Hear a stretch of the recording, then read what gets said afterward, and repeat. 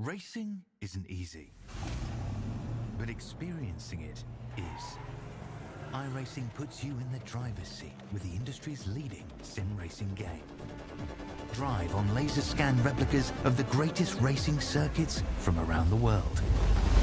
Go head-to-head against other drivers chosen by skill-based matchmaking to ensure competitive racing at every level.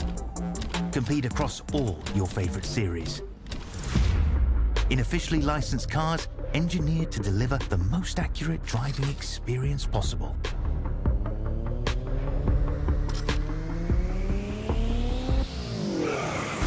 Join a race or host your own with players from across the globe.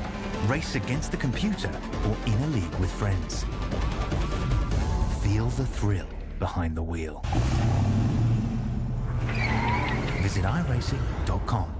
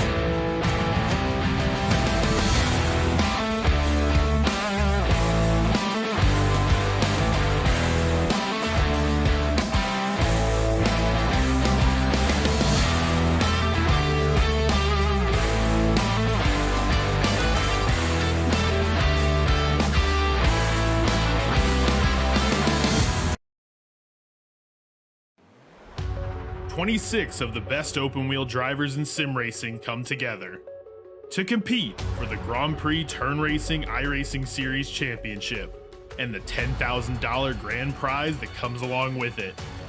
In 10 weeks' time, we find out who walks away defeated and who walks away a champion.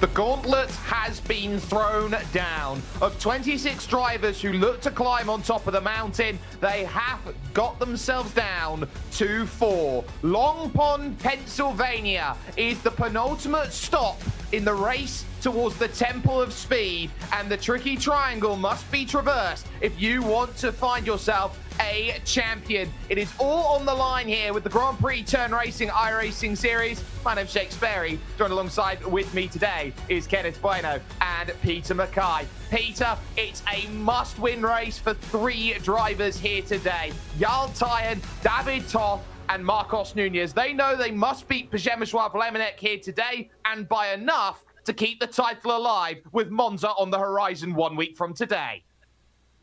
Yeah, really nothing for them to lose, is it? It's going to be full risk, full attack, and that's a scary prospect at a place like Pocono. It's so fast. It's the, over 200 mile an hour average speed back in 2014 when IndyCar came here. So it's a seriously quick circuit, but you can go 4, 5, 6 wide down the front straight. So we're going to be in for a really exciting encounter this race here.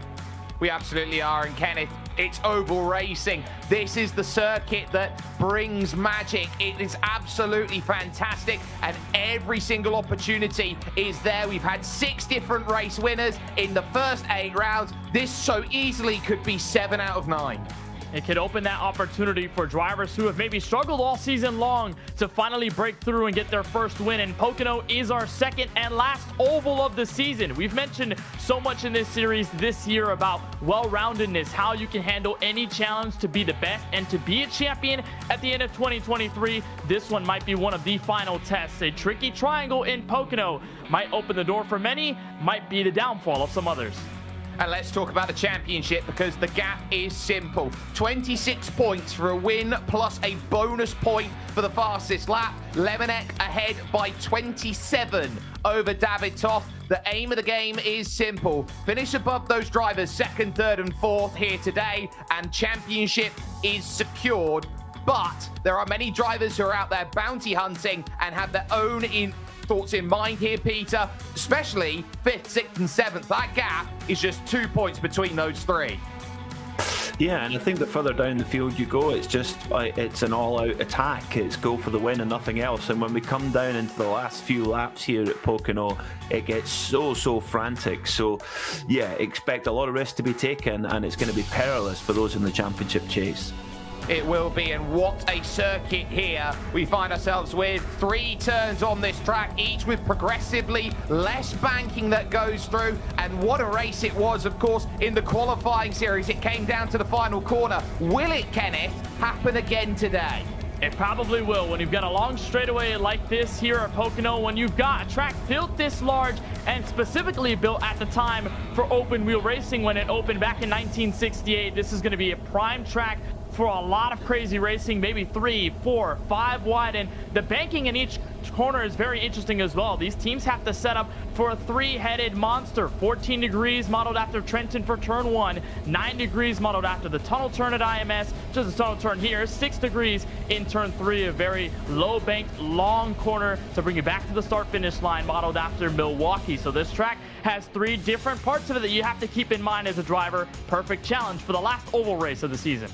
It is the chimera of all circuits that you find yourself with, and what a track it promises to be. Qualifying proved to be really entertaining as well, and it has thrown a few surprises into the mix. But this tricky triangle here, Peter, is so vital for these drivers' seasons, because this is the final oval race of the season. We technically had 2.5 if you count Zandvoort as half an oval, but it is an absolutely incredible spectacle. It's going to be a hugely impressive spectacle. I really can't wait for this one. Jarl Tyen joins us now. Jarl, qualifying complete. How did it go? Yeah, it went as good as it can go, really. A bit of a surprise to have it by that much, but still, yeah, pretty happy. How important is the starting position going to be tonight for this race here at Pocono? I really don't think, as long as it stays clean, it really isn't going to make much of a difference. But considering the dangers that could happen, especially in the first lap here, maybe at the start it should be, safe to stay up front. But for me, I'm not really fussed about staying up front the whole race. I'm gonna be staying out of trouble for the whole race. That's my plan anyway. And can you, when you come down to those final few laps, you know that you've got to finish ahead of Przemysław. Tell us about what goes through your mind going into those last few laps, and what's the approach for those? For me, I don't think I should focus on anybody. I'm not going to focus on David or Lemonec. I think for me, just the goal is to finish the race, and whatever happens. Well, Jarl, the green flag is just coming around the corner. Good luck for the race. It's going to be a good one. Thank you. Well, there you have it there. Jarl Tyen joining us, and that is the view behind the iRacing pace car as we get ourselves ready for our formation lap. Before we get ourselves going, the front row is housed by Jarl Tyen, a fantastic qualifying, but has Przemysław Lemonec's teammate Jakub Maciejewski starting in second position to worry about. Row 2 is all about Michael Jani and Michele Costantini. His victory last time out put him up into 5th position in the championship, but out outside of points range to challenge this driver in 5th. Przemysław Lemonek, your championship leader, has the number 6 in P6, Manuel Kubo Torres for SDK Gaming, alongside in terms of company. Matt Emery has been hot and cold all season. He starts 7th, and Ben Fuller is never truly out of the mix. He lines up in 8th, with row 5 housing Simone Maria Marceno and David Toth with work to do from 10th position. Expect him to climb through the race. He got 2nd over at Texas. Gail Valero and Eduardo Leo will house themselves then on row 6, with row 7 finding itself a very interesting affair, as Daniel Sivi-Shabo will find himself with Tamas Shimon, the second of the Veloce Vex cars. Over then to row 8, you have Marcos Nunez, who has a lot to do. He's got to beat Lemonek by at least 17 points here today. Xavi Rose, Superman, has work to do. You then got the rest coming through. Feniosa and Pablo Espes, who are there in what are those 17th and 18th positions. 19th and 20th on row number 10 is Jacob Reed and Jakob Behrens. You then house yourselves over with 24 drivers here today. 21st and 22nd will be Charlie Sears and Jeffrey Decker, the nation's favourite, and a lot of drivers' favourites in terms of fans. And then the last 2 drivers, Jan Hoffman putting the car in 23rd. No qualifying time for the Wave Italy driver, Kalen Chin. He will have it all to do from the back of the field. Barney holds the green flag up in the air to signal that we are soon going to be at 1 lap here to green flag running. And Kenneth, this is an important day in terms of how they go through. They can't change the tyre compound on the pit stop, but it's going to be all about draft versus no draft here today. We're also going to deal with certain strategy alterations in terms of what lap you come in and who you come in with. If there's one thing that we learned about the last oval race at Texas Motor Speedway is that you can get a couple of drivers with you, teammates or not, come down pit road at a certain lap, make a huge under or overcut on the leaders. So that might be something to figure out in this 60-lap race. And if you haven't done so already, you can go over to iRacing.com today, log on and start your iRacing career with us here at iRacing. You get yourself everything you could possibly want and then some to make your first steps in the virtual world of sim racing. Heading towards that tunnel turn here, turn 2 out on circuit. Peter, what will be the thoughts of those drivers, those top 4 who have their championship to go for, which you can find information on by going to iRacing.com/IRGP today? I think there'll be nerves all around right now. It's so perilous here at Pocono that, yeah, when you're trying to seal off a championship, if you're in the particular position of Lemonek, this is a really, really nervy race. 60 laps ahead, and, well, I wouldn't want to be in their shoes. It's going to be very, very interesting to watch how they handle this mental challenge. Well, who is going to be too big for their boots today, and whose will be filled with cement rooted to that accelerator pedal? This is going to be all about who can find what they need at Long Pond, Pennsylvania. The tricky triangle is all about to rise. Green flag is in the air, and we are underway for racing action. An incredible start off of the green over there on the far right-hand side of your screen, far left of the screen there. Ben Fuller got an almighty launch as he went through, overtaking on the outside to make it all happen. They all start to bunch up now as they head towards this next section. Tyen now finds himself with work to do as he races Michael Janney for the race lead into the 2.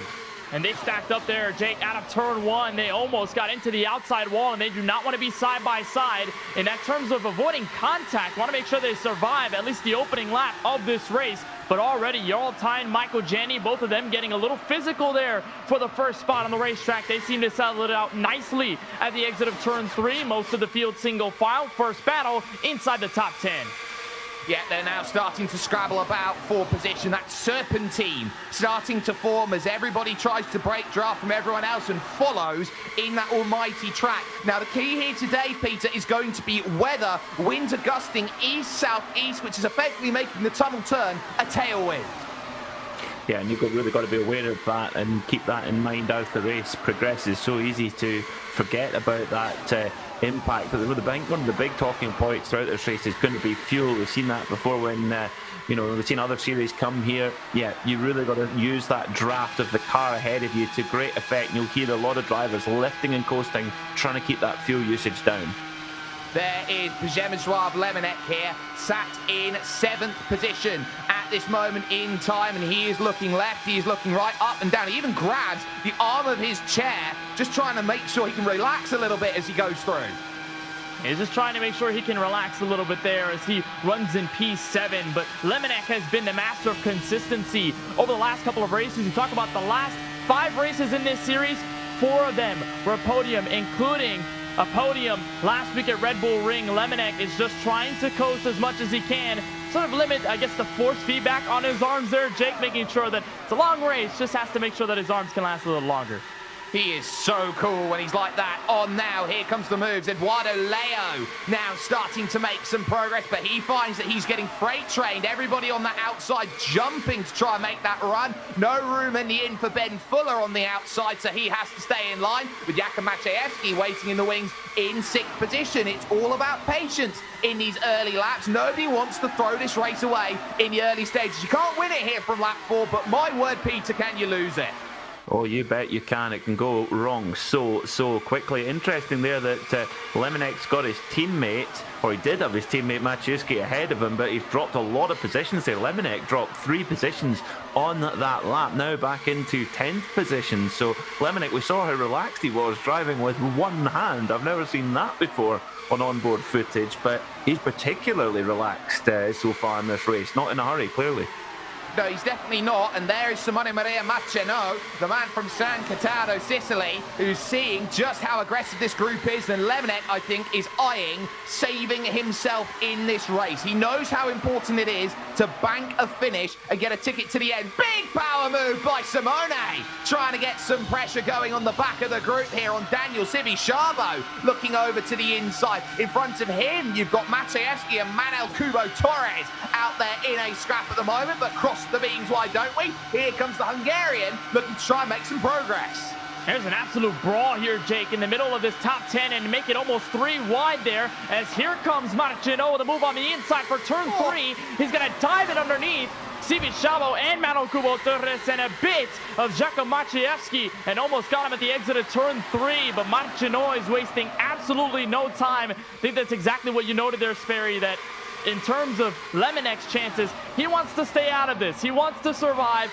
All he needs to do is keep his car alive for the next 53 laps, and he should be okay. This up here, 3 and 4 wide, he does not want to see. This is mayhem right now. Everybody's stacking up behind Jarl Tyen because nobody wants to do the donkey work at the front of this field. Look at it, 20 back. They're going to trip over each other at some point. You start to sense Simone is making great moves. He's now up into 3rd position, 2 and 3 wide. Almost every single corner trying to find an angle, and yet still we stay green. And Lemonek is outside the points. Well, the difference in body language there on the onboard footage compared to Marcino and Lemonek, they couldn't be further apart. Marcino looked determined and he's gone to the front. He's hit the front already as Marcino, and just the look in his eye, he just knew that he wanted to make his way right to the front and challenge early as Constantinis just nicked past him into the lead now. But Marcino, he is up for this one. He is. Daniel Sivishabo in the middle of this group, trying to find his progress at the moment. Picks the line down at the bottom and now looks to try and move up. He can't move up. There's the SDK gaming car there. Manuel Kubo Torres is going to stop him every single stage of the way. And just behind him, you will have the likes there of Pablo Espes moving to the outside in the wave Italy car. Big moment up high side. Almost troubles there for Jarl Tyen in the Borusuk car. He moves back to 10.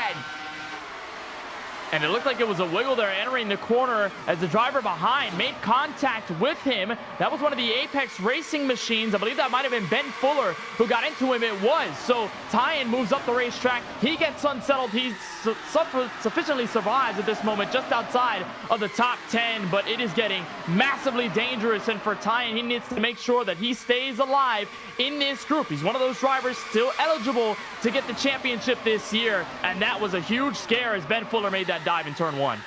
Yeah, and now it's a mental reset for Jarl Tyen, who has been in so many oval races before. Here comes Super Chaviros down to the inside, which will put Tyen back now into 12th position here in this field and outside of range at this point of the points he needs to keep this title racing and moving forward. Here's a look at what happened here to Jarl Tyen and co. Ben Fuller just behind him there, Peter, both fighting for the same piece of real estate. What wherewithal there you saw from Jarl Tyen to just open the steering despite the contact. Yeah, just got bullied off the line there by Fuller. Fuller being quite aggressive and Tyen with a championship to fight for, just not taking the risk, dropping the position and living to fight another day. But I have to say, we know that Lemonek is trying to take a conservative approach, but being down in 20th, I did not expect that at all. And he's going to have a lot of movement to go forward from there if we run with relatively few cautions. Yeah, he's done so well. He started the race, did Simone Maria Machino, in 9th position. He now finds himself up into 2nd. Marcos Nunez also making huge progress. He's been silent in the way he's jumped up. Both the VRS cars have made some great progress here. They're now 2nd and 4th respectively. Costantini on the outside now will find Nunez there. And remember, Nunez right now, he's got 1 goal and 1 goal in mind. As many points as he possibly can. Top 3 is an absolute must today for him, Kenneth. And the last podium that Nunez had in the series was back at Silverstone multiple weeks ago. So Nunez really wants to get back into that podium range, let alone a race win that can give him a chance at the championship heading into Monza. But look at the other teammate in this picture as well. Eduardo Leo in the qualifying series, he led the first 20-odd laps of the race, got hit with a restart penalty, then got put a lap down. But there could have been a lot of what-ifs on Eduardo's race there last time the qualifying series was at Pocono. So you're going to have to see exactly what the VRS machines are doing, but they're working well together at the moment. There's the look. Ben Fuller just down in on the inside, the finest of margins, and Jarl Tyen has struggled ever since, and I wonder if he had a little bit of tap and maybe there's something not right with the left rear suspension as he drives around. Maybe something's a little bit off kilter at this point here, Peter, as he finds himself in the final points-paying position in P15. Oh, they fan out, and that is classic Pocono. The track is so wide here, particularly on the straights. You can get 5-6 cars wide. And they're nearly brushing the wall there. It's Machuski, I think it was there. And yeah, it's so easy when the cars fan out for them to clip one another, and then you end up with the big one. He was nearly down in the inside wall at turn 1. Out of turn 2, Michele Costantini leads this race on lap 14 of 60. It's been a quick-fire first quarter of this race. As to the outside, beautifully done. Ben Fuller now finds himself in 3rd. Race for the lead, race for 10th, all on there up on screen. And pretty much it's a case of anywhere you look, it is pretty much all action as if they've driven a few miles, or I wouldn't say a few miles, a few hours away here, Kenneth, over to Atlantic City. Just a product, Jake, of racing here at Pocono, and like Peter said, when you have a track this wide and specifically this fast, you're going to have positions being tossed and turned all over the racing surface, and this battle for 10th rather interesting. The 2 Stoneforce gaming cars of Gianni and CV Chavo stuck in the middle of the Hornet's Nest, and Pablo Espes, Xavi Ros might be playing for position as well. Xavi Ros up 7 since the drop of the green. He's up to 7th place after starting in 16th. A lot of good movement here through the field as we have another battle for the lead in turn 1. Marchino to the point. Yeah, he now takes a little bit of laps led here at the front, but here's the crossover coming back. Michele Costantini led quite a bit at the start of Texas, all the way back in round 3. He's looking to stamp his mark of authority on this race as he goes through. Leo in 2nd now, Marchino back into 3rd position now in the Altus Engineering car. But every single time you look around, you've got to ask yourself, who's moving forward, who's pretty much sculling and staying where they are, and who's starting to sink here, Peter? Well, it is starting to get a bit of a picture now. You look at Costantini, Marchino, Fuller being really strong and aggressive early on. There's 2 very distinct approaches to this race. The guys that have charged hard early and have got to themselves to the front, and the other 2 appear to be very, very relaxed, particularly Lemonek in 20th. Has he got pace to show? I'm sure he does. Yeah, so he himself down in 20th position as he still races one-handed like an absolute god at this point. Is happy with what he's doing because his main rivals, Toth, out of the points, Tyen out of the points, Nunez outside of the top 3. So as it stands, if it were to finish like this, he would be crowned champion without scoring a single point, Kenneth. It's just a game that Lemonnick is playing and sort of looking at the reference of where Tyen and Toth are at, and the fact that they are just outside of the points too means that Lemonnick really has nothing to worry about. And it goes back to that survival point that I mentioned earlier. Lemonnick really does not have an incentive to run up aggressively at the front and give himself a chance to ruin his own championship chances. He wants to stay where he's at, and so be it if he drops to 20th. He knows the perspective of the other drivers in front in terms of Tyen and Toth, exactly what kind of strategy they're pulling out. So Lemonnick really is just in that relaxed state. That's how he's really been all season long, taking it race by race. It's working so far, lap 19. Will it work as far as pit strategy? We don't exactly know. For Lemonnick, his relaxation is certainly working towards his favor right now.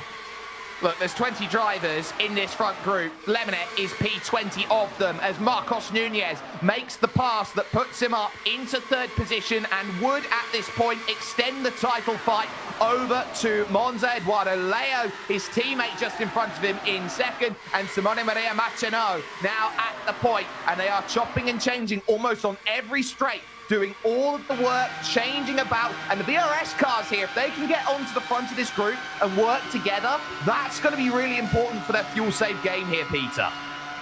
Yeah, and the fuel save game is so important, and that is one thing that our championship leader Lemonnick will have in his pocket. He's bound to be really soft throttling there at the back of this 20-car group.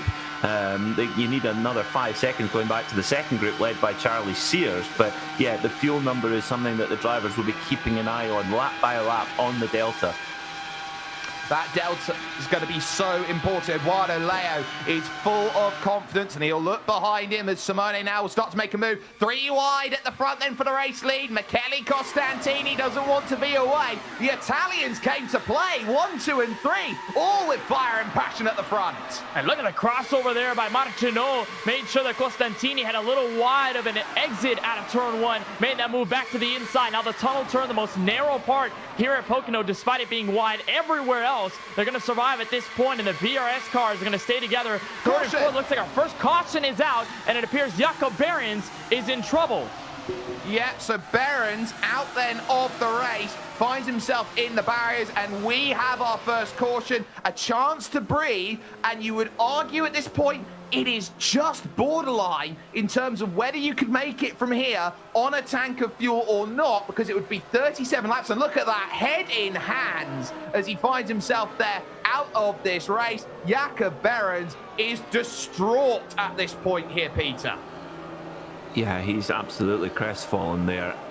You can just see what it means to these drivers. It's impossible to describe the level of commitment they put in, the practice, the dedication, the amount of headspace competing at this level takes up. It's really a mental challenge. I think that is exaggerated, I would say, when you go to an oval racing environment over the road courses. Absolutely, and for a lot of drivers, this is going to be something that they are going to have to learn. And of course, Jakob Behrens is one of those drivers who's in I would say, a team that is not as experienced up at the highest level, Kenneth, compared to others. IGL Coatings iRacing is a very good team, has a very good culture around it, but at the top level, Jakob Behrens is producing really good results for what he is doing at this moment, and he'll only learn from here.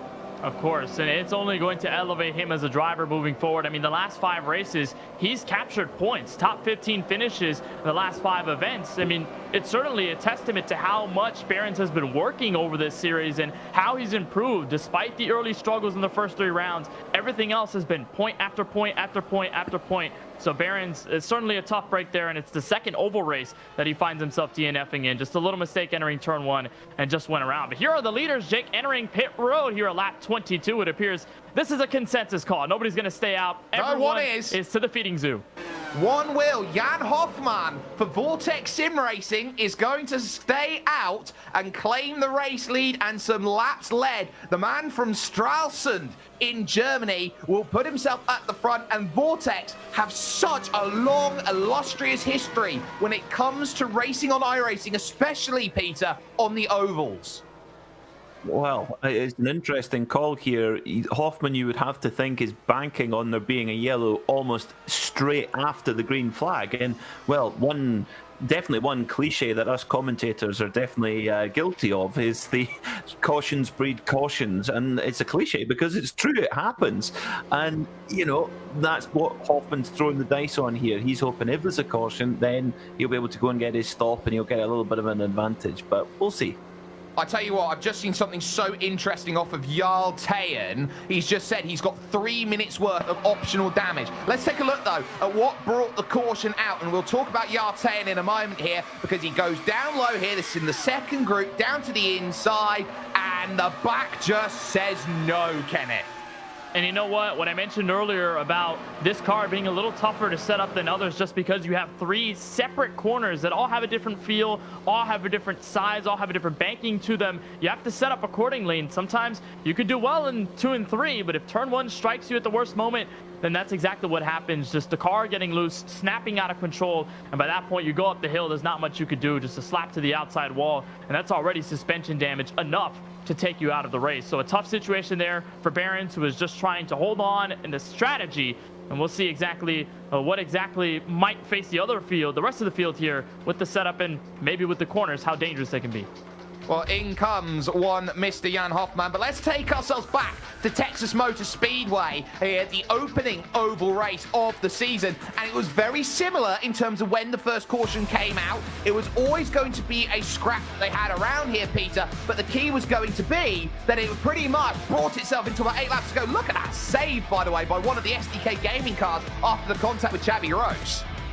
In Texas and Pocono, we couldn't have been any meaner, I think, to our drivers in terms of oval places to go with fast single-seater cars and really take your attention, particularly Texas. It's like a bull ring, really, and yeah, with something with 900 horsepower and revving up to nearly 20,000 RPM, it's quite a thing for the drivers to get on top of.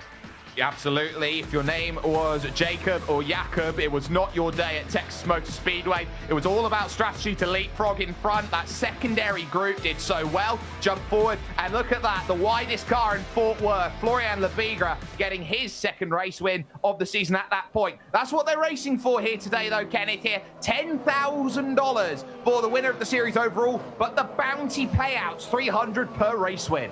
And that's probably why we're seeing a lot of aggression at the front. Many of them not really in contention for the title. Marcinot, Costantini, Ross, maybe Ben Fuller, maybe Marcos Nunez in a way. They're all running for the race win and running for that money at the end of the night. Who doesn't want a little cash incentive if you're able to finish up front, right?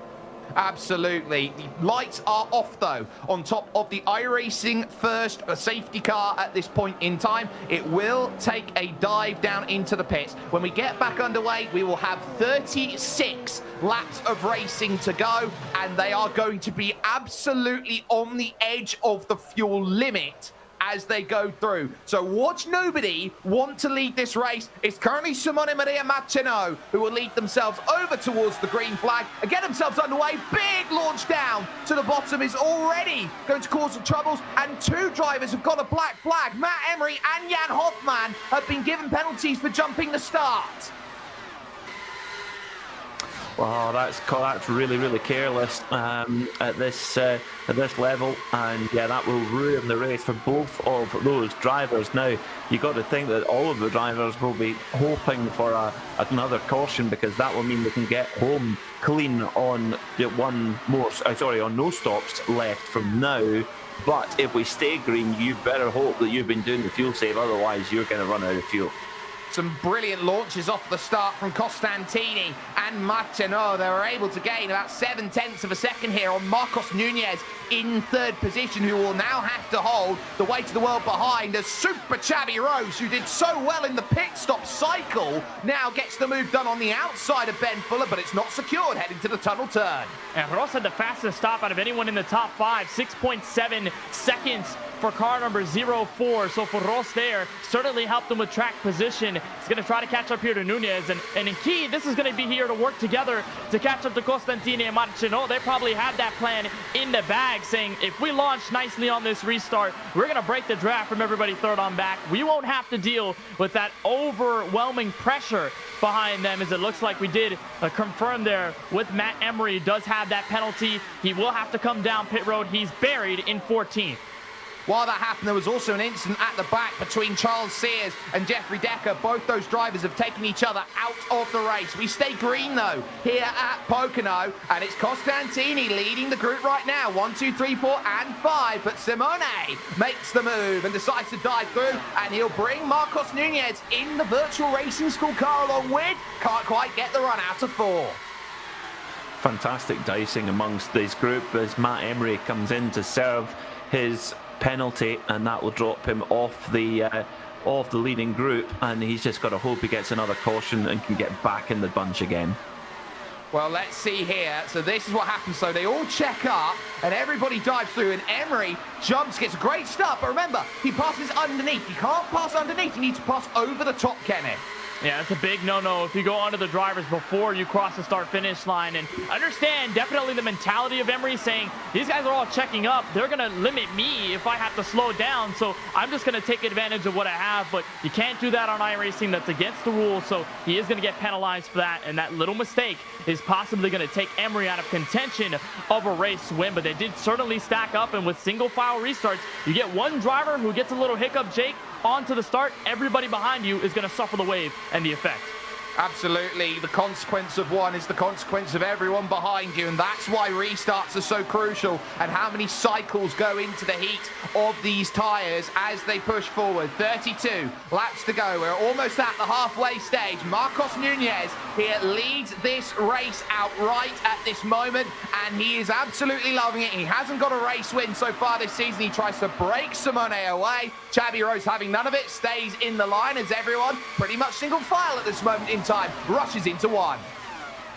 It's going to be very interesting to see if Emery gets caught and goes off the lead lap. He's going to have to fight really hard to stay on that lead lap. And our championship battle, well, they're at the back of the group. Have they all got a similar approach to this? Toth, Lemonek and Tyan, they obviously can't afford to run out of fuel and drop points. The others, they can kind of go a little bit more risky at the front. Interesting. Yeah, so there's Marcos Nunez who leads. Now, the issue that you got, I think Toth and Lemonek are playing this calm. I think Yartayan here, Kenneth, has no choice. With the 3 minutes of damage he had, optionals, he said, going into the pit because of the damage he got with Ben Fuller on the rear left suspension. And Tyan had the pole this race. He certainly had the speed to keep up with the drivers you're seeing at the very front right now, but because of that damage, and possibly could have been attributed to the incident there with Ben Fuller entering turn 1, probably gave him a bit of damage that he didn't know about until he came down pit road. That's what's put him so far behind the 8 ball. This is sort of reminding us, Jake, of last week's race at Red Bull Ring, where all of them were just hanging around the mid-pack until Lemonek finally bursted ahead near the end of this race. It's sort of interesting and sort of funny in a way to see these three competing for the championship, all 17th, 18th, and 19th in the heart of the pack. Well, it's about when you want to go, I think, is the real question that's going to be asked of these drivers here. Look at the speeds that they're pulling here. Over 370 kilometers an hour on the run to the tunnel turn here of 2, which leads, of course, to 3, ends on the lap. What turn 4? Everybody says. Now here's where the searches are. Ross and Leo here, 3rd and 4th, starting to exchange in terms of where they want to be. Costantini corking the bottle at the moment. Simone's got 4.5 tenths. Big moment there for Nunez coming out of turn 3, and yeah, car got away from him a little bit, but he was on top of it. These are monstrous machines, these Dallara IRO1s, nearly 900 horsepower from their 3-litre V10s, and you can hear them just cracking towards nearly 20,000 RPM, particularly when you get into the draft. Jacob Reed is absolutely gripping that steering wheel for all he's got and then some. The man from Worcester in the United Kingdom is trying to get as much as he can, and he's up probably having one of the best rounds he's had all season long. Oh, come around! There's one on the inside wall. Goes around. It's a caution. Oh, Toth involved. Absolutely. So David Toth will eliminate himself from contention. He got caught at the very end of it there, Kenneth. Yeah, Toth had nowhere to go as Civicciamo came careening up the racetrack, and what was more important there was that Lemonek was right behind this. He avoided at the very last second, and so drama here for the driver second in point standings, David Toth, taken out at lap 34. A massive, massive moment. And there is the look. Look at that. Absolutely slamming the chair. Why me? He looks at there. The man from Pomage gets up and he's going to walk it off, I believe, at this point in time. And I don't blame him at this point because he was right in the fray. And suddenly, there's the adrenaline drop, Peter. But the adrenaline for us, selfishly, is going to rise massively because this caution, any concerns over fuel mileage, they're gone now. The cars will be able to get to the end, no problem, without fuel saving now. It's just a simple sprint to the flag. We'll be going back green in a few laps, and yeah, it will be a very quick dash here at Pocono. Really, really exciting stuff. Oh, and Daniel Civicciamo, I've just taken another look. He is not going to be a happy bunny at the way this race has ended for him. And I'm sure we'll get an absolute fantastic look in a moment at just how this race has ended up in pretty much 0 point range for him. But Kenneth, you now have this opportunity to say, right, we've pitted early. Now we've got decisions here. Some are coming in, some are coming out, some are deciding, no, we're going to sell the dummy. So nobody here is diving in outside of Jacob Reed, the first taker. And nobody wants to come in, and I'm guessing that they're looking at the other drivers and what they're doing, if they're faking or if they're actually coming in, which basically no one did, and they're saying, well, we don't have really an incentive to pit. We're going to lose all the track position. It's going to hurt us dearly. So they all want to stay up front, and it's all a consensus decision here for everybody. And Jake, we'll take a look at the replay. It was Ben Fuller, the car on the outside, the Apex Racing machine. There's the Storm Force car of Civicciamo on the bottom. And while Fuller gets a great run out of turn 3, he looks at the competition ahead. He tries to swerve down. Civicciamo, the innocent bystander, and here enters David Toth to the picture. Not clear, not clear. Oh my goodness, Ben Fuller there knows how important it was for him to get down low, but he never had the clearance for it because he was always there was Daniel Civicciamo, and he will feel so hard done by that. Now, David Toth here, I think, is going to be the really interesting one because he is still down on the lane. So too is Ben Fuller. So too is Jarl Tired. But this is the view here from David Toth as he rushes through. Now, watch over in the distance because you're going to see careening off to the left-hand side. There it is. And he does the right thing, gets on the brakes, and just like that, you have to wonder whether if he kept the foot in and had a little bit of bravery there, Peter, he might have been able to get through and steer clear. You got to make a judgment call in the moment. It's so difficult to judge it. What you can say is that poor old David Toth there, just absolutely nothing he could do. He's been very kind to join us now. David, just tell us how you're feeling right now. We've seen the replay. Tell us how you're feeling. I'm sad, because I wanted to avoid every crash, and that was my destiny for this race, because I just blocked in my head and I couldn't do anything. I tried to slow the car down, I tried to accelerate, and they were quite close behind me, so I just wanted to go straight and avoid the crash, but unfortunately I hit the car, and I have 8 minutes of required damage, so I'm off the race. It happens. And tell us about how frustrating that can be when there's nothing in your control really that you could have done there to avoid that. Yeah, it's too hard to stop the car, in 2 or 3 seconds, because we are quite fast in the straight. It just happened, unfortunately. Prior to that point, this is such a tactical race. Some guys are going hard, some guys are hanging back. What was your approach? Where you wanted to be in the group at this stage of the race?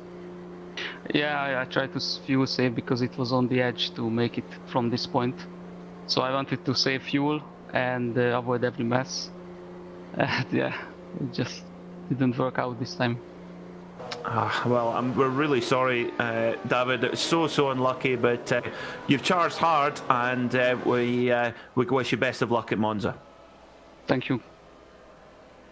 not the story that he would have wanted, and it will take him outside of title contention. So from 4, it now becomes 3. And the interesting thing outside of that stop was that Jarl Tyen took all the optional repair he could before he went through. One very quick last look before we head back to green flag running. Here's the look. I want the move. No space there. Ben Fuller into the side of the Stormforce gaming car there. Daniel Civi Sharbo. But that has also caused damage then for Ben Fuller's race, and he is out as well. Pace car will dive in. 24 laps left here at Pocono Raceway. Simone Maria Martino will take us back to the green. And another stack up at around 10th on back. It appears that Carlos Fenollosa, Kalen Chin now going side by side. They backed up before the entrance of turn 1. Now here's Costantini with an immediate move at the exit of the corner. Martino will aim for the crossover. Top 2 pull away by a couple of tenths. And that's crucial. They want that gap, and they want to gain that gap early here over the course of these stints. But it's pretty much a roll that is so similar to what they did last time out. But now it's 7 who have got away. And because of the stack up, Peter, behind Fenollosa, they're in trouble here. They're at 1.1 seconds, and they're on the brink of having that rubber band snap. We're definitely going to see a spread out here in pace, because now it's really a sprint to the flag. There's no fuel concerns, anything like that. So I think we will see a smaller group at the front, not 20 cars anyway like we saw before. And as you said, a 7-car breakaway. This is going to be exciting. It is. Matt Emery, I think, is just come into contact with Jarl Tyen, and his day is over now as well. So more dramas to be had in and around those leaders. Jakub Maciejewski also came down into the pits there. So no real more dramas then started to perform, because he's got a black flag. So too has Kalen Chin in 11th position. He's about to serve it now. And there goes the 19 car, the Australian, into pit road. So nothing really that Chin can do, and he might just fall a lap down with how fast these laps get taken here at Pocono with these IR01s. And here's Martino with a fantastic run out of turn 1, and might look underneath Costantini for the lead entering the tunnel turn. He's got it, but I mean, definitely interesting to see how much this field has thinned out based on all of the penalties, the incidents, and of course, everybody realizing, hey, this racing right up against each other is a little dangerous for all of us. We want to come to the checkered flag, thank you, so they all want to make sure they survive. What I would say, though, is we haven't had the traditional big one in this race. We've had maybe 1 or 2 car incidents that have been dotted about and isolated throughout this race here, Peter, as there is Xabi Rose on the outside in 4th position, looking to make a move up into 3rd. Can't find it, but it's been isolated. We haven't really had that major incident that everyone's been dreading. Well, hopefully we don't, but it's at its most dangerous now in these last 20 laps, where everyone's going for it, and we can see those guys all want to forge to the front of the field. They don't want to be left with missing a ticket to the train, and yeah, that leading train is getting faster and faster. Manuel Cubo Torres, your winner from Detroit Belle Isle. He knows something about winning crazy races, and he sees how crazy it is behind and how crazy it is in front as well, as he knows how important it is. Look at this, it's Noah's Ark sim racing. They're too wide, too deep here at the front.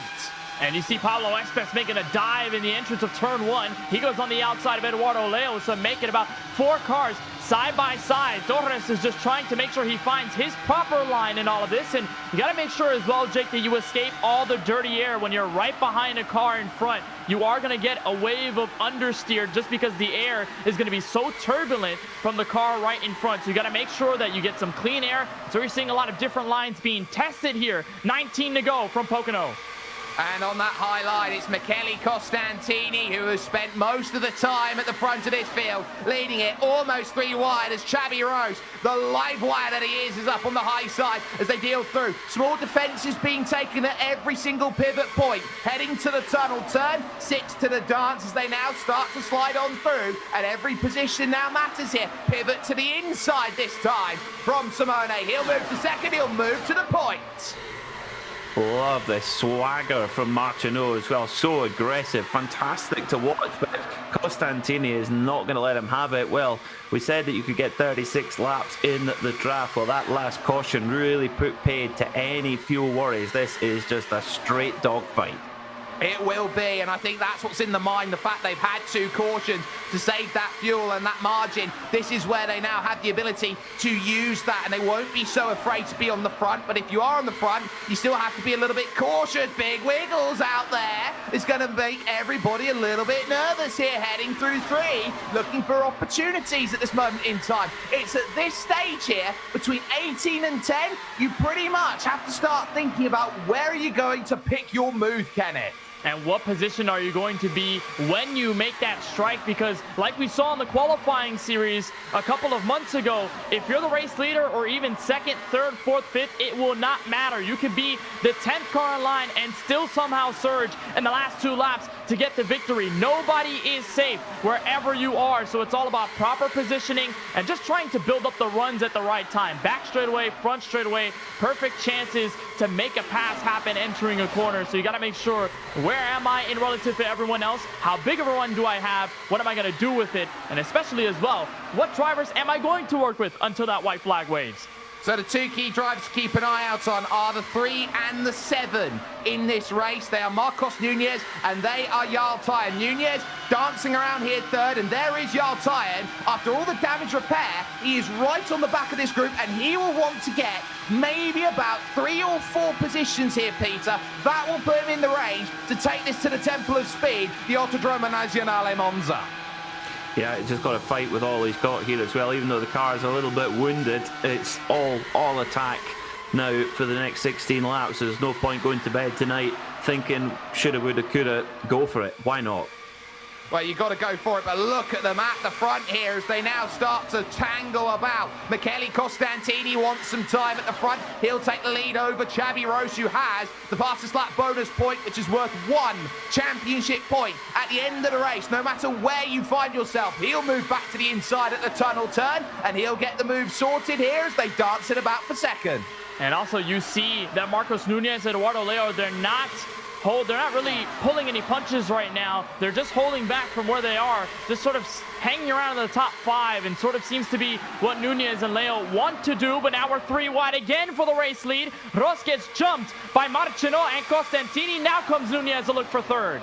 And Nunez needs these places. He's going to have to start moving here, but he's just keeping himself in the mix at this point, not wanting to take that time at the front as Costantini holds that motion then and keeps himself in there. Here's a look at Marcos Nunez, nonplussed at the moment, a face of pure determination, Peter.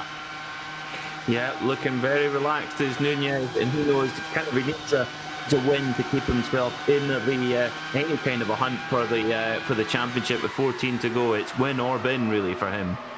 Well, with Lemonette 1.8 seconds off for this group and at risk of losing the draft, if not has already lost it, it's now a case for those in the title contenders race to now desperately make those places, knowing that they've got to really go through. Look at them all try and weave. Costantini's been in this place a million times before. He is a maestro when it comes to ovals, and he will move back to the front again.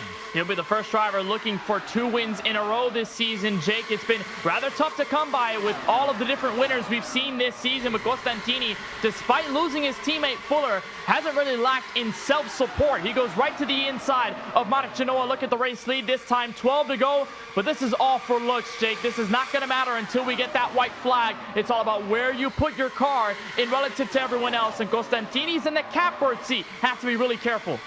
Look, it's overtake for show, but for dough, it's going to be important. Now, here's the key. Live points are on your left-hand side of your screen. 26 is the number that you need if you want to take this all the way to the season finale. That number's 27, and now with Tyen's move, he now makes sure he keeps himself in the title hunt as they all go through. Every place is mattering, and there's Tyen just in the back of shot behind the Stormforce gaming car. Every position, they're starting to move. What a story this is. Look at Jacob Reed down low for the race lead. Why? Jacob Reed, he's not going to get the reward out of it, but that was massive. That was huge there for Jacob Reed, who was at 1.8 in this group. Just made the big dive into turn 1. You're looking at the left side of your points. 27 is all you need for the money here in this series. And for Tyan and Nunez, they really have to tiptoe around this group because it's all win or bust. Checkers or wreckers here at Long Pond, Pennsylvania. And Tyan, despite all of the tribulations and trials he has faced tonight, still works with a top 10 position, but they've got to make a statement now as here comes Xavi Ross. A look to the inside for P1.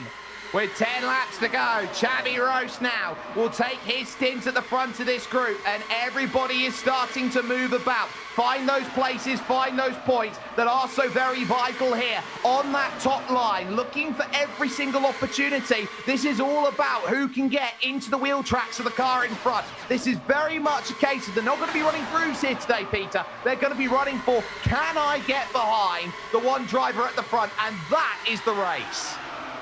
Yeah, it's incredible to watch, and Xavi Ross done a good job here to get a little bit of clean air between them, but it never really lasts in this kind of race. There is an element of luck, but so much skill and tactics involved also to get yourself out on top in one of these frantic charges to the flag. 9 to go. 9 laps then to find something here for those who want a victory to put themselves in the front. For those who want the points, they want to start to dance and dabble at this moment. Everybody is searching around, hoping that they've got something that someone else hasn't. Side by side again at the front, Michele Costantini. Well, he's hardly left it. 3 wide they're going to go, because look out, here comes Simone making the move. Back to the front goes the Sicilian. This is the one part of what makes oval racing with these cars probably much tougher than running some of the road courses. Your mental acuity has to be at an all-time high. Your sharpness and reaction speed has to be as quick as ever, because in a blink of an eye, somebody can jump from about 6th to the race lead in one straightaway to one corner. It changes so drastically, so fast. It's a frenetic move to 7 laps to go, and a move outside here by Martino. He'll try and dodge the draft, and here's Costantini. Xavi Ross a bit of contact. They'll split him 3 wide. Oh, that's huge. Xavi Ross forces his way through. Brute force to take the lead again. But now Michele Costantini will remember that. Gets a little bit boxed in on that high line. Here comes the move. Then from Eduardo Leo. He wants now to take some time at the front of this field, and he does so with gusto. What a run there from Eduardo Leo. I think the tyres are now starting to go off a little bit, because you've seen a few drivers have some real twitchy moments around these fat corners here at Pocono. So we could see, you've got to be careful for the big one here. Could see a driver lose it so easily. 3 wide out front. 3 wide, it's there, and these drivers know that they've got to time their moves absolutely perfectly if they want what they want. Jarl Tyan looks the most likely to get the all-important point as things stand, to move within 26, which will give him the chance to race for it at Monza. At this moment in time, though, they are all over it here at the front. It is still going to be there. Keep an eye out on drivers who are making that progress. You've got Simone Martino in 3rd, but watch out, Michele starting to make progress again then. From 4th, he now finds himself 3rd, trying to give himself some room to attack, but he's got no margin. And in these waning laps now, coming to 4 laps to go, how desperate are these moves going to get? Where are these swings going to get a little more intensified? And where are you going to see the chance for contact rise ultimately? Here's Eduardo Leo, shot out of a cannon. Might be 4 wide. Martino makes a move on the bottom. They make contact. Costantini sideways. And they get a bulk of the pack at the front. In it at the tunnel turn. The biggest crash of the night from Pocono. An absolutely massive crash that has caught out about a 6 different drivers. A caution with 5 laps to go. There is no green-white checker, but crucially here, there is a shorter run around here than there is at other places for the caution period, which means we should, here, Kenneth, go to green at the end. And this is going to get absolutely insane with Tyan and Lemonek being able to just squeeze by the contact. This is really going to swing the points in the right direction for Tyan and for Lemonek. It might just be an even out on both sides, but watch how this all begins. I mentioned how desperate each move will get. Right about here is where the contact is made. Martino goes right up into Costantini, gets him unsettled. Jacob Reed, and just a fully harmful hit to the outside wall, and gets all wheels put on tethers there. The largest hit we've seen all race long. And that took out a bulk of the drivers looking for their first win this year. But somehow the Titans at the points, they somehow survive. Costantini, Simone Maria Martino, Jacob Reed, Manuel Cubo Torres, and Carlos Fenollosa all cut up. This is Przemysław Lemonek's exact mantra. This is why he dropped off this group. He was anticipating something like this happening, and look at the wreckage he has to drive through. It is very much a case of he is walking through what assembled like a junkyard, Peter. Lemonek, you know, he had us worried for a little bit there. He was running far down in the pack, but he's clearly come into this race with a very clear strategy. Stay well out of trouble. Let the rest of the field come to you. He knew that there would be cautions. He knew that there'd be crashes.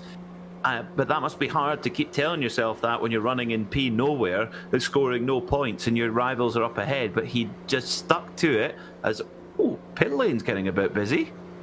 Now, we got some in, some out. Now, this is crucial in terms of how they go. Valero, Tyen, Lemonek, Tamas Simon, Jan Hoffman, and Kalen Chin are all into the pit. So they're going to gamble on some fresh tyres on this restart to give themselves the progress to challenge through. It leaves out front Eduardo Leo, Chabi Rose, Pablo Espes, Marcos Nunez, and Michael Janney. Those 5 have to guard those top positions compared to those who are on tyres and getting away. Lemonek trying to challenge away, but Tyen gets out just ahead. And 3-car stays up front of the 11, and this is going to be large for these drivers coming to 2 laps to go. It's going to give them the extra grip, of course, when you're going into the corner at around 240 miles an hour. Probably will limit some of those checkups in the middle of the draft, but it's just how many positions they can gain in the winning laps of the race. That'll be most important, especially since Lemonek can try to attack, force Tyen's hand, and pressure him a little more. And that might make Tyen's route to making this a championship fight all the more harder.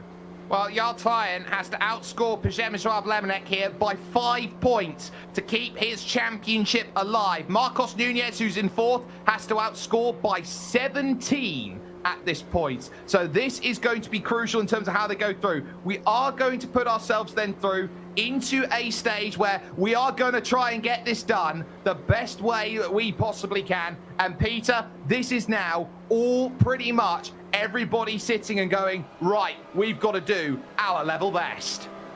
And this is what makes oval racing so exciting, where you can get these basically sudden death playoffs in other types of sport. Only in oval racing do you get this type of racing, and it's just fantastic. This was the onboard with Jarl Tyen, and this is how easily it could have gone all wrong for him. It's, wow, all arms and elbows, and it's just a lottery. It's proper Russian roulette stuff there.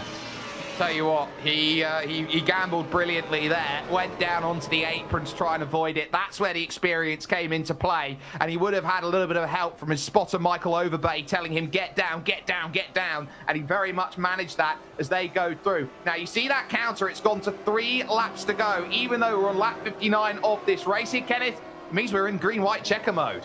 And that means that we'll go racing with 2 laps to go. We'll try to get the white flag, but if a caution comes out before the leader gets to the white, we're going to have to do a restart all over again with 3 attempts at it. And then the white flag comes out, Jake. That means it's a free-for-all. They are all going to go for the thrilling finish here at Pocono and go for the win, whether it be checkers or wreckers. Again, to turn off of Peter's point, that's just exactly what makes oval racing so exciting to watch, because it's a full showdown and everyone just has to go for it. As you look at the points on the left side of your screen, 30 outs Jarl Tyen is from Lemonek. So Lemonek might be in prime position to hold on to this championship lead and clinch it to Monza. You have to remember, though, Jarl Tyen is on fresh tyres, and he will also have the ability to jump the points when they go from 5th on up. It's 10 points there or thereabouts for 5th place, but the point margins jump up to 25 for that race win overall. That will be in the back of the mind. How many places can I gain in the final stages of this race, and how many cycles of the tyres can the new tyres take as they go through? The lights then are off on top of the iRacing first safety car, which means that we are going to go for our first green-white checkered attempt. 2 laps, take 1 to try and decide it all. Eduardo Leo has the weight of the world to hold behind him. Pace car dives in. Peter, we're going to be heading to green in 3. In fact, we'll go now. Yeah, they're keen to get going, aren't they? As they all shuffle around on this very, very wide straight. It used to be a drag strip. It's so wide along here. This long front straight. But Leo defends very, very well in the 23 car to hold on to that advantage for now. Here we go. This is where every single position matters now. Who can find one move here? Power to the front as they start searching round the outside. Super Chabby Rose to the point. The 04 has the moment to shine, but Eduardo Leo will have a chance to respond. And into turn 1, Jarl Tyen was a little too eager on the throttle, hit the outside wall. Lemonek now in front as Xavi Rose looks at the white flag from Long Pond, Pennsylvania. This one will be official. 1 lap here to go at Pocono. It's between Xavi Rose and Eduardo Leo. Leo trying to repay the qualifying series. Xavi Rose looking for his first win. Power move down to the bottom. Leo now will look for it at the tunnel turn, trying to take this position away, and he will comfortably manage that. Title Town looks like it is leaving itself away from Jarl Tyen and Co. But here comes the move in through third. From nowhere, Pablo Espes tries to throw a haymaker. There is nothing. Drag race. It will be over towards the line. It's who can take it. Eduardo Leo by 5,000. Brilliant stuff up and over. But one thing we can certainly say with a 8th place finish here today in this race is that Przemysław Lemonek unofficially becomes your Grand Prix Turn Racing iRacing World Champion.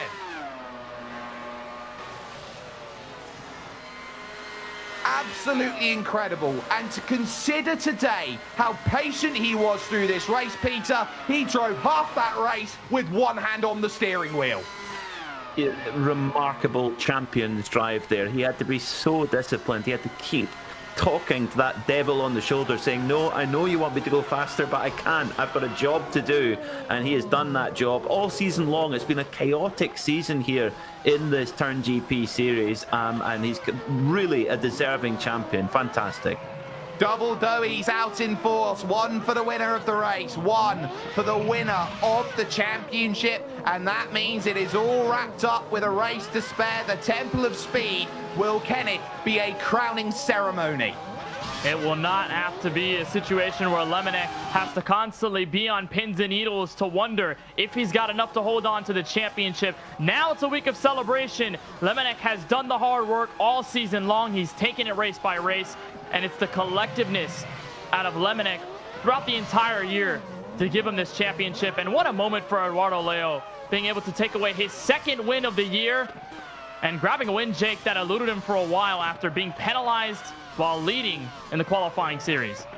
This will be one that will exercise quite a few demons in terms of how they all went for it. Leo's margin of victory will be corrected to 0.06 of a second here over the line, ahead of Xavi Rose, who threw the kitchen sink at it, but was just 1 phase away. Pablo Espes would finish 3rd, with Michael Jani 4th, and Marcos Nunez rounding out the top 5. He needed a top 3 here today at the bare minimum. Kalen Chin would be 6th. The damage for Jarl Tyen was too much to overcome in the Borussia Plus competition car, but 8th place is all that was needed for Przemysław Lemonek, as the commander of Kamionka will get his first World Championship crown here with the Grand Prix Turn Racing iRacing Series. Jakub Maciejewski would be 9th. 10th then would go to Jan Hoffman, who'd be the last finisher on the lead lap.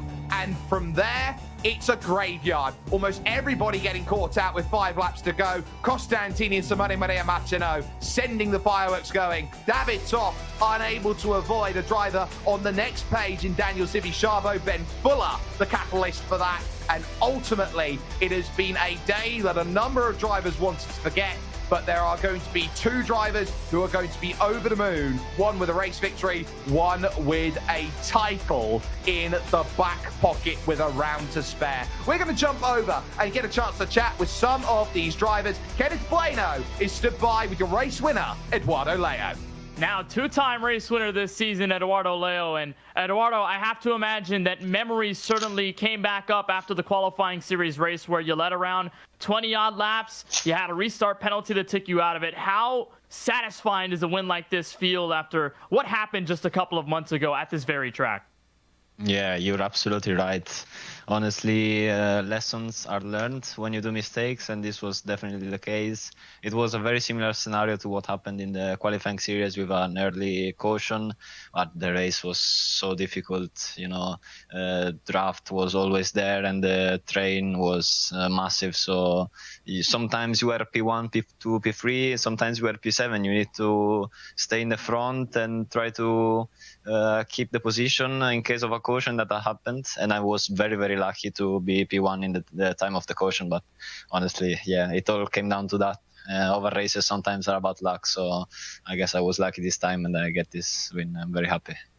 It wasn't an easy fight in this race, though, with leads changing hands almost by the second. You, Xavi Ros, Pablo Espes there to the start-finish line. But at one point through this race, you had your teammate there in VRS, Marcos Nunez, there with you. How important was a teammate like him over the course of this race and promising that you guys will be able to position yourselves in the right way? Absolutely, yeah. A teammate obviously can be of great help sometimes, especially when you need slipstream to get some more kilometers to get the overtake done. And yeah, honestly, I cannot thank him enough and the whole team for the great work we have put in for this race. And honestly, it came down to a win. So very happy. By 6/1000ths of a second, you get this win. I don't think you could call it any closer than that here at the Tricky Triangle. Monza next, last race of the season to close it off. Got a win in the back pocket today. He had a second-place finish last week at Red Bull Ring. How are you going to carry this momentum to the final race in your home country?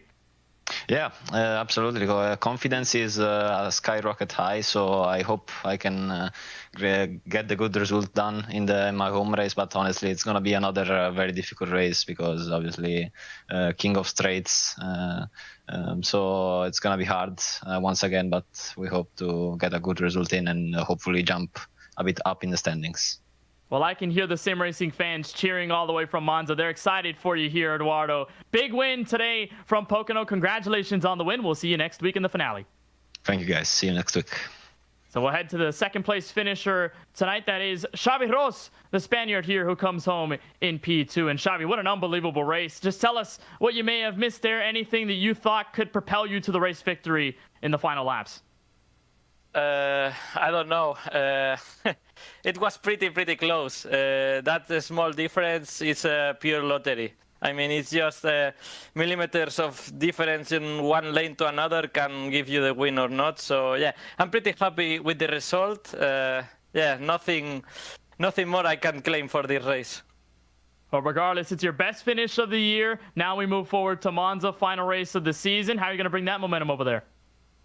Yeah, I'm expecting to end the championship with a good result. I mean, I was all the championship getting involved in some incidents that weren't my fault. So, yeah, I lost a lot of points there. But, yeah, trying to do a good performance to Monza and see if I can get into the top 10 points. Well, I'm sure that, Xavi, it'll be certainly less stressful than today's race at Pocono. Monza still will be a certainly fun one. We appreciate the time, Xavi, on behalf of all of us at the broadcast team. Congratulations on P2. Thank you.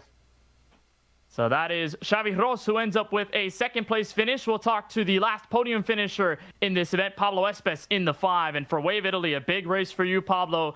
Just talk us through your mindset and your approach in those last 2 laps. Hello, guys. So that race was so difficult, and I was so lucky at the crash at the final laps. So the only objective here was to maintain the group in front and score some points that will be good for the championship. I didn't expect to be at the podium, so it's a very good result for me. Does it feel a little more relaxing that you were able to survive Pocono in this way to get your second podium of the year? Yes, I'm more relaxed because I'm sure that I will be at top 12 that maintains the pro license. So that was the main objective of the championship. And now we have to focus on the next race and the last race and see how we can finish the championship. Well, in that objective, Pablo, you succeeded with flying colors. A beautiful third-place finish here from Pocono. We certainly appreciate the time. Glad to talk to you once again, and we'll see you at Monza for the finale next week. Thanks for all. All right, so Jake Sperry, that's your top three: Eduardo Leo, Xavi Ros, and Pablo Espes. We must stress that these points are unofficial as things stand, but with 30 points of margin and 26 points, the maximum points you can take away from one race meeting, Przemysław Lemonek is unofficially your Grand Prix Turn Racing iRacing Series champion here in 2023. Jarl Tyen and David Toth cannot catch up that margin. It will be an interesting game to see who will take second overall. Those four drivers there with Eduardo Leo's win bring that gap down to 9 championship points overall between them, and that will be one of our main focuses here, Peter, heading from where we are today over to where we are 1 week from now. Yeah, still a lot of prize money up on offer, both for race wins and championship position, and that is how it's going to play out in Monza next week, which, although it's a road course, it's about as close to an oval as you get, so expect similar excitement to what we had tonight at Pocono. Absolutely fast and frantic. You can catch that 1 week from today, 7 p.m. GMT. That is the time. That is the place. This is the circuit that makes it all happen. But what a race it was. The patience will prevail. A championship for Przemysław Lemonek, one that he will be so proud of and he will be smiling from ear to ear about. It is all about who could manage what, but pay your tidings, ladies and gentlemen. The Temple of Speed awaits.